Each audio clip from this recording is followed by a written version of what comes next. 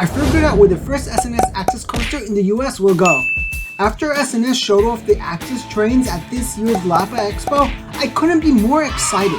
You won't believe my predictions on where and when the S&S Axis coaster is opening in the US. The first park that I think will be opening the Axis is King's Dominion.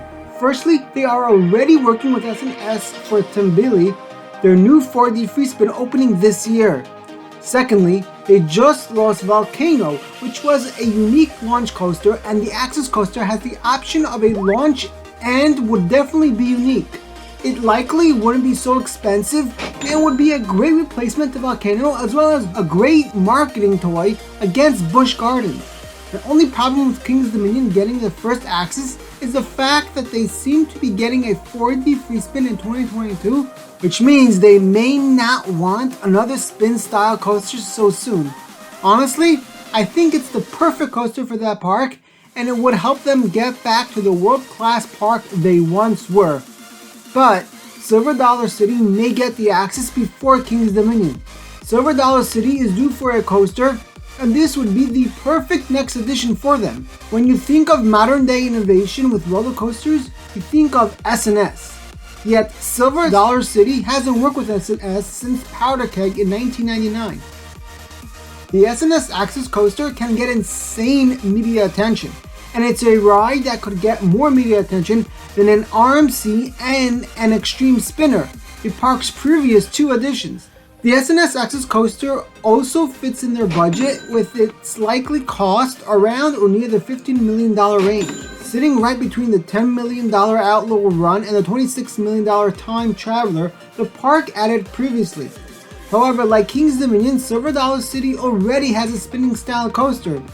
So would they want to get another spin so soon? Here's a weird park, but hear me out. California's Great America. Here's why. King's Dominion got I-305, which while being an awesome coaster is very intense and likely never brought them a return on investment. If Cedar Fair decides to give King's Dominion another good coaster, they would probably want to test it out first. That's where California's Great America comes in. California's Great America is a smaller park, and their last coaster was in 2018. They are due for a coaster, and maybe Cedar Fair will give them a smaller scale Axis coaster to test it out. Great America opened the first RMC Raptor in the chain with Willow Blazer in 2018. So it seems the chain doesn't have a problem trying out new models here. Cedar Point has been doing a ton of clearing in the back of the park. Now that Wicked Twister is gone, the next coaster is on the way, and it could be a massive Axis coaster. If Cedar Point does get the Axis coaster, I would expect it to come only after they tested it out at another park in the chain. Could we be seeing a 200-foot plus Cedar Point Axis coaster? It's kind of like the modern day 4D coaster and would fit right in their lineup. We can't discuss an S&S coaster model without bringing in Six Flags. Six Flags has a new CEO again, so we don't know how things will go between the chain and S&S in the future. But assuming Six Flags continues their relationship with Fiesta Texas off the table, there are only a few other parks that could get an Axis. Great America is the first, but they just got Max Force in 2019, which is an S&S launch coaster, and the 4D free spin in 2017. 3 S&S coasters in a row? I think Six Flags would have given Great America a launched Axis instead of Max Force if it was available for purchase when they got Max Force, but since it wasn't, it seems this park is out of luck. Another park that I can see getting the Axis is Magic Mountain. They don't have a 4D free spin since it's too similar to Green Lantern and X2, but the Axis would be a different experience and a huge marketing toy. I can definitely see Magic Mountain getting an Axis coaster, but Six Flags usually tests new coaster models out in another park before putting them in Magic Mountain. So where could Six Flags test out the S&S Axis coaster if not in Great America or Fiesta?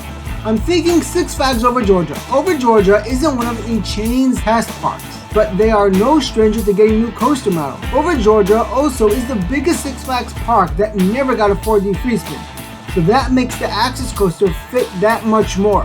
Their latest coaster was Twisted Cycle in 2018, and with Fun Spot's Air Force 1 opening, I think they'll get a new coaster for 2023. over Georgia, getting the Axis Coaster can compete with FunSpot's massive RMC and also help the competition down in Georgia. Who knows, maybe it'll even help over Georgia become a higher tier park. There's also always the option of some off-the-radar park to decide to go crazy, but there's no way for me to guess which one, because they are off the radar. Recently, small parks have been going all out for new coasters. Just look at Silverwood's RMC Raptor, Dino's Wonder Wheels Vekoma Suspended Coaster, FunSpot's RMC, Kodoland's Gerslar, and so much more. So I honestly would not be surprised at this point to see some random park pick this up. Though I also wouldn't be surprised if it takes another few years for the Axis to open in the US, but once the first opens and the concept is proven, I think the model will be super successful. One funny thing would be if SeaWorld San Antonio decided to go for the Axis Coaster and punch Fiesta Texas right in the face. SeaWorld San Antonio is only a few minutes away from Fiesta Texas, so maybe SeaWorld will decide to work with S&S for an Axis Coaster here. San Antonio is due for a coaster, especially since Texas Stingray opened on time, so we will have to wait and see, though I doubt the Axis will come here. The first B&M Surf Coaster is opening soon.